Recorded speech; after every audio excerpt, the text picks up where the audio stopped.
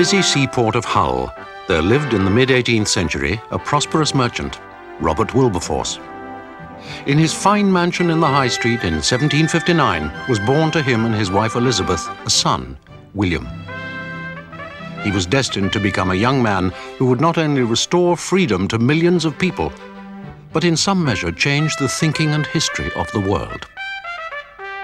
The century in which he grew up was, for some, a time of elegance, leisure, and luxury, of accomplished men in every field of life. Painters, writers, orators, and statesmen were some of the stars of the time. It was also an age of cruelty, corruption, and poverty. The wealth of the few at the top of the social scale was made possible by thousands of poor who labored and struggled under a brutal penal system. Cheap gin often became an escape from their arduous lives, and cruel sports their relaxation. The slave trade, child labor, and the injustices of the coming industrial revolution were symptoms of a heartlessness which affected every level of society. It was against this setting that the young Wilberforce, at the age of 21, took his seat as the Member of Parliament for Hull in 1780. That year, his closest friend William Pitt also entered Parliament to become Prime Minister 3 years later, at the age of 24. These two young men were very different.